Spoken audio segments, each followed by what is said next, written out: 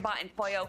And in the first few seconds of that, it looked like it was going to be going into the way of Pete and Pollo. Higgs actually getting knocked off the mountain and getting eliminated right away. But it is Clix. He knew that this was it, do or die. If he was going to be holding Wonky Land, it had to be now. Getting the 1v2 against Pollo and Peter and claiming the spot for his own, sending them back to all about. Yeah, and you can see here the message was clear. We know what you guys did. Look at this. We're going to be putting our initials on top of the drop spot. C and H up there on top of it. So yeah, we are expecting Clix and Higgs to have uncontested. Wonky and Peter and Pollo went back over to Squibbly. Big talk of the town though, right? The comparison between the two FNCS finals appearances is going to be pretty similar. The experience is going to be there. The FNCS titles is where we see the FNCS titles on the side of Peterbot and Pollo, and then 0 on the side of Clix and Higgs. That's what he is all about right now. Clix is worried about one thing and one thing only, and that is an FNCS win. Oh my gosh, it's happening. Guys, it's happening right now. I cannot believe it. We are so close to kicking off finals.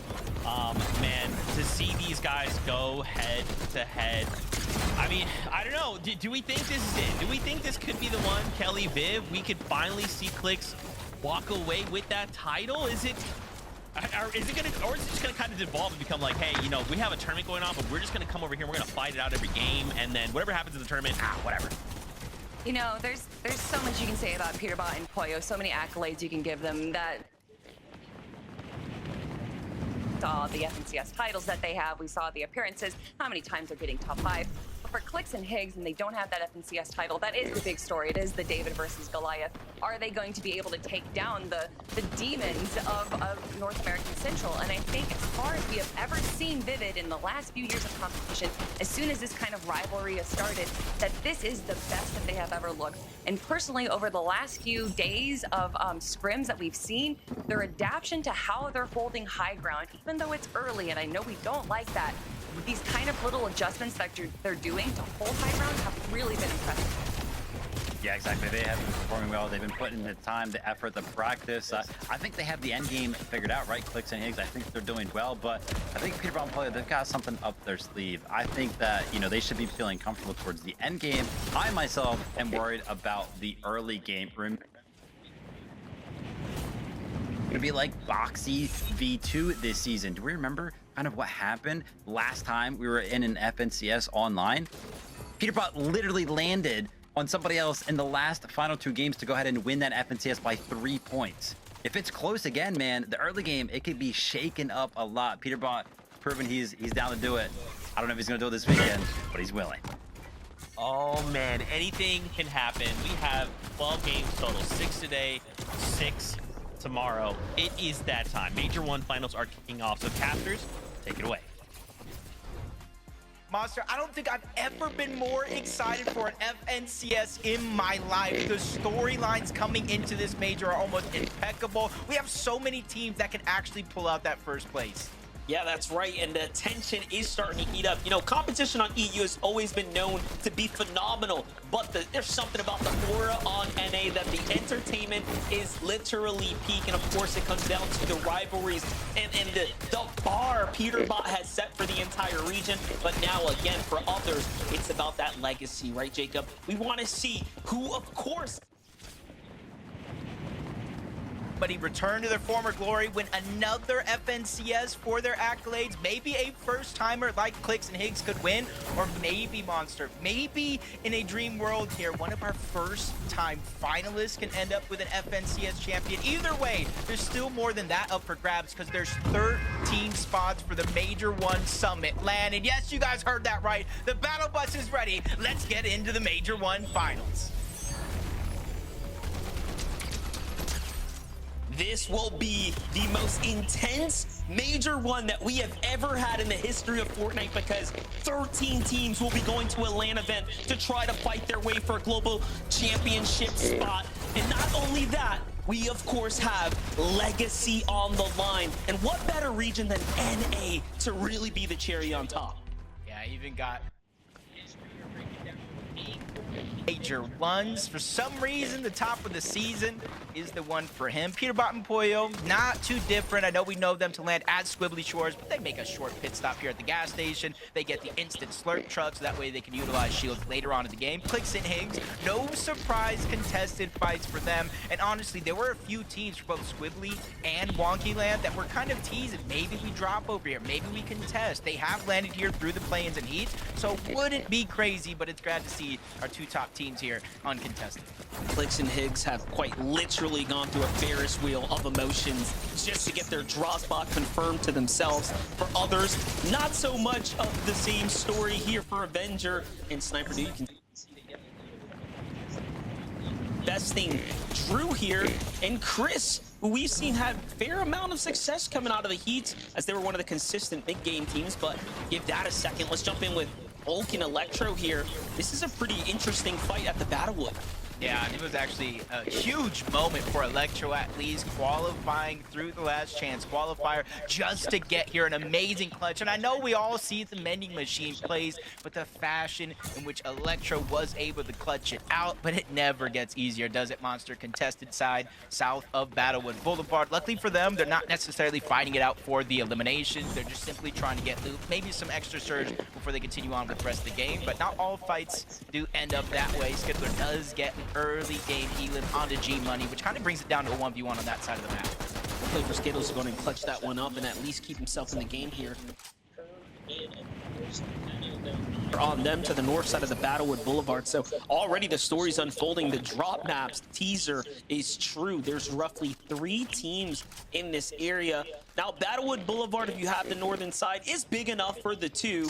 However, we will see most likely different clashes go down there. So we'll see how Venno and Kirk kind of hold it down for Mako and Blinks. This is one of the more scary parts of the map, right? We've seen a lot of lurk plays in the heats here, so everyone's got to be careful. They get that unstable molecule underneath, which kind of unlocks that rare chest there. Seeing it's going to get a little bit of a boost to his loadout, being able to trade that twin mag SMG for that assault rifle. Kind of give him a little bit more to work with. Like Mako was a team that qualified with a VR out of in the finals, but at least they're able to make it off spawn. Agers and Ritual, a lot of our early game here, Monster, is kind of business as usual for Agers and Ritual, uncontested over towards Sandy Strip. And the thing is about them is typically they would use that blob, launch themselves off to try to third-party somebody. A lot of the surrounding lands for Agers and Ritual in this game, number 1, are going to be uncontested as well. It's going to be interesting to see how they get their surge. Yeah, they'll likely have a really difficult time come the mid-game, but we'll see what they have sort of strategized to make up for that. And it's kind of interesting because everyone who's broken down their drop, looked at things from a high level, they all recognize that there could be a major problem with capturing damage. So surely they have a strategy and plan, as do Zen and Bucky here. You can see not too far off from them, right? Trying to play this high ground, but we talked about how desolate the general area is. There's no one relatively inside. Jumping back with Avenger and Sniper, though. They're trying to finish up the fight here. We saw that they took down Drew. Now it's up to Chris to try and survive the test of time, but it's not looking too hot here. Yeah, Chris is going to do a good job here of stalling this one out, drawing time, but the more time it takes, the more resource you kind of burn through here, especially with both players just trying to spray their way into the box, getting you to use your material. Chris is still doing a good job of just all this time that he's wasting here for Avenger and Sniper, because even if they do win this fight, you got to start to calculate how much damage Chris was able to fire back, where that was Storm Surge, all the materials and resource that he did get him to wait. You know, he's still not going to go down without a fight, but unfortunately, no resource, no teammate, no chance to get back into this game. He put a lot of counter damage back on both sides. I'd be surprised if they come out overly positive there on the net surge damage. Blake and Preston on the other side here, also in a bit of a scramble. Minish and Hobby seem to get away with the advantageous exchange there. And they're going to be content with that, with a quick disengage as opposed to fighting for the full finish. Meanwhile, Olsen and Scare see a little bit of that happening there in the distance. Back into the storm we go, though, Jacob. We have Raven and Riley in a fight right now. Yeah, Raven and Riley here were a good surprise, a pleasant surprise making the grand finals. It wasn't necessarily through a VR, but it's how consistent they were in a tournament in heats. to see if they can keep it up here. It does look like they're doing a good job fighting against Dozier and Ishu, who have been consistently getting better week after week. They placed in the top of some of these tournaments, not necessarily first, but it shows that they do have the blueprint. So for CDZ and Raven to be able to fight the way that they are and putting up a good fight, kind of forcing Dozier and Ishu to struggle just a little bit, is a good sign of things to come for a team that is this young. You can kind of see a lot of what they have in the inventories from both teams' perspective. And for Raven and CDZ, they're officially on a clock here. Yes, they have gold. They could go south to the vending machine, but in terms of being in this fight, they don't have a lot of time.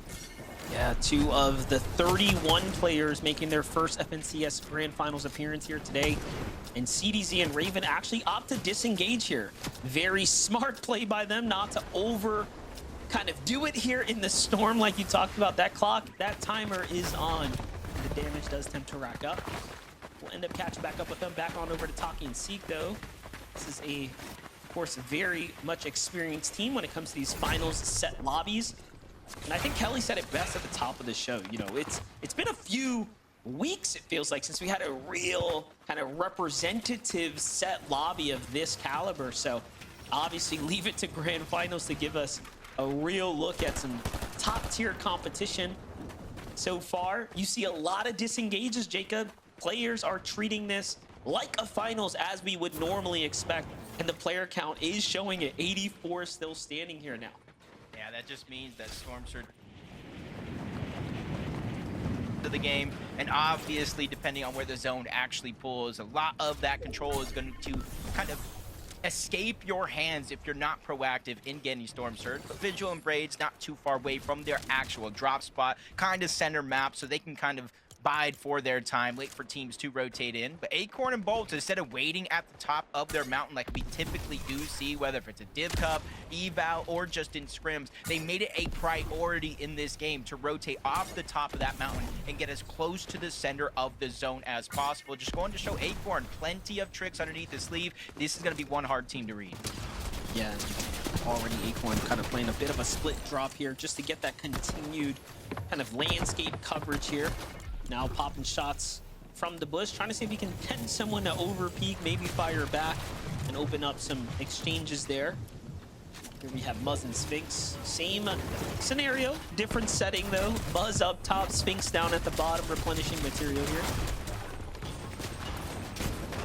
It's just going to be tough for teams like this. Sphinx and Muzz, Aviv and King, kind of two different smaller surge bases over at Sus Studios. When teams see that in the distance, they're going to try to stray away from rotating in that direction. So yes, they might not necessarily get keyed by any teams that might be low on surge, but getting those tags is going to be infinitely harder the more they're positioned up. But for Curve and Veno, already having that one elimination kind of eases the pressure up for their early game. You know, Veno's the one that kind of lurks around, replenishes the loadout, the materials. So there's a lot in trust in Curve here. Not only just today, but throughout 12 games to really build them that cushion for the early game surge. That way they can rotate as they want as the game goes on. I've seen enough footage of Veto to know that when he says it's time to go, you better listen or he's going to crash out. So we'll see if Curve can keep up, because now it's final. To set in for some of our younger competitors. Remember, we've been touting this whole conversation around this is the time for the new age. So we'll see who from the new guard's going to be up at the top of the standings when it's all said and done after the 12 games this weekend. Cold, someone who is most notable for just showing up and putting in the work regardless what you might think of his practice regime offline. When it comes to finals time, he does not play. I just think it's cold in that step. Practice? You talking about practice? Like, what is that? Like, he just gets on, plays the game, gets right off. And honestly, I can just see him winning this FNCS, logging right off. He's going to have a good rest of his Sunday. He has to earn it, 12 games here. And you notice one thing in his inventory. They were able to get the Mythic Chaos Reloader shotgun. Once you get that boss, it's not even a guaranteed chance. It's like a 33% chance. So already in game one, the odds are in their favor. And a weapon like that in the hands of Cold is just screaming, get out of my way. This is a fun quick stat here. 78 players trying to qualify for their first LAN. We talked about how there's 31 players making it to their first finals, but 78 of the total lobby has never sat on stage in a LAN environment, not when it comes down to the majors. That's a very interesting take here.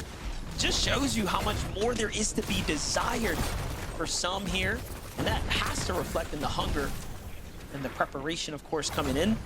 Peter Boya, what do you think about this? Playing the Storm right now.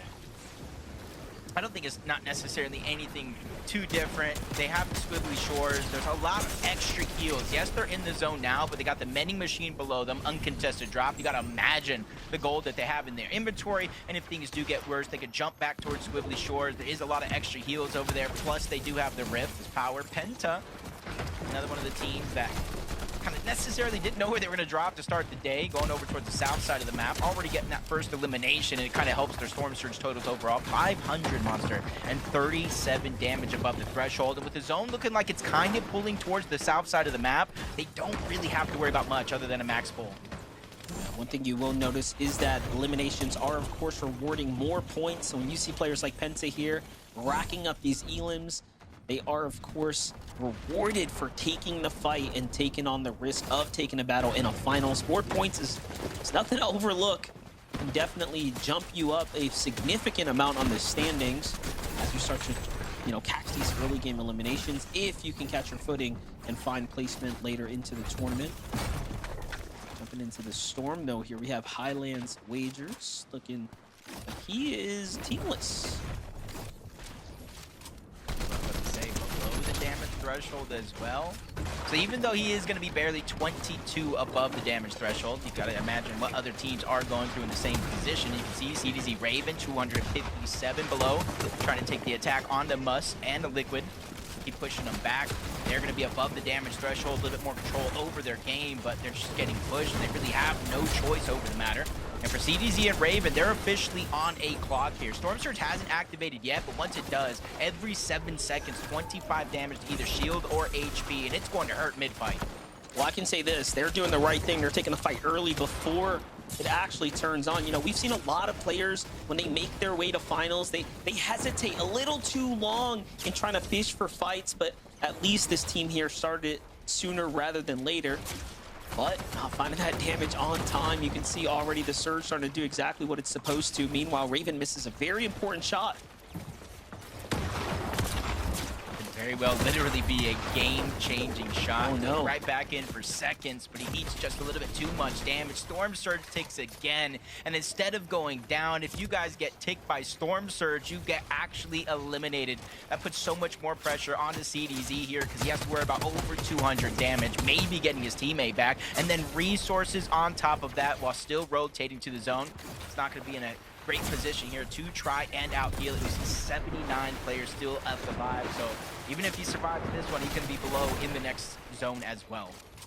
And we saw there in the side-by-side, Osid finishing up Blake and Preston as well during that Surge exchange. So a lot happening here, faster than we can even watch everything unfold. For CDZ, though, pressure is on. I do find it interesting that they went for leaving Raven behind the fight, and then CDZ trying to play for a position in the zone, but look at that.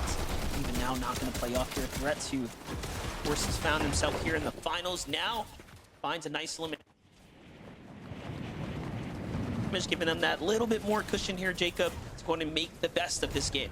Yeah, and already I'm seeing another mythic Iron Pump shotgun, and already Fortnite's saying, hey, we're going to give everybody as good a chance to get the best loadout as possible. Alongo and Lulu trying to make it in from outside of the zone. One of them gets cut short, 171 above the damage threshold. Lulu's only worry is just trying to survive, but I said that maybe a little bit too soon. 16 below, trying to say a prayer here to try to survive because they're right next to another team with a rotation to go, and you can see in the mini-map that side of the zone is looking more and more stacked with each passing second. Most definitely starting to stack up here. But Lulu under the Surge, just barely, only needs to find a tag. Already starting to gas out of heals though.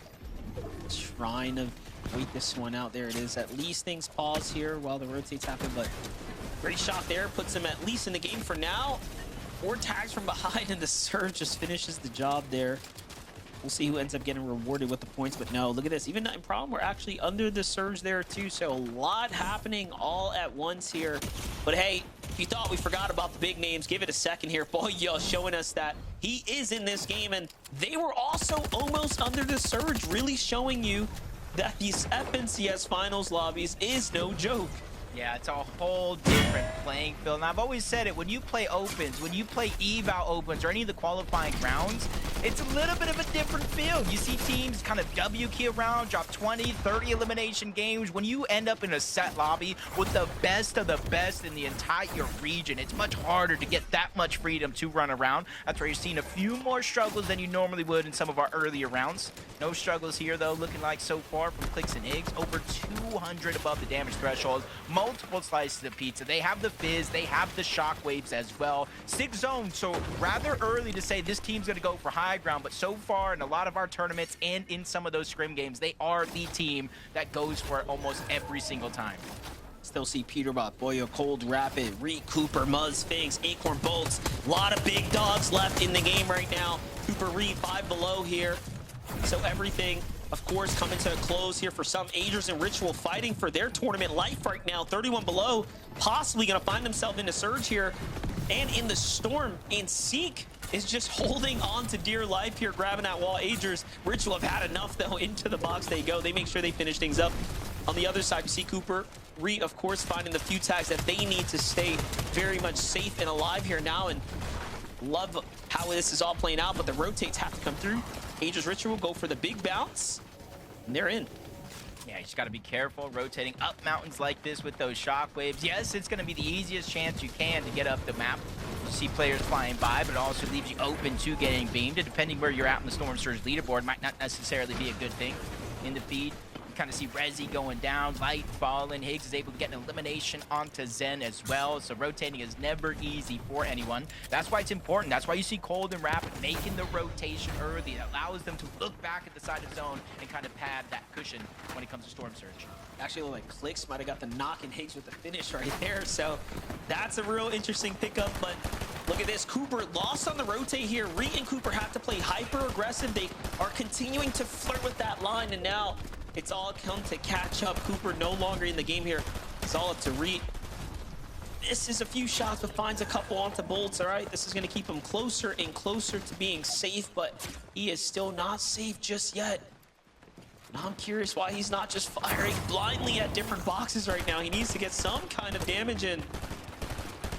Yeah, like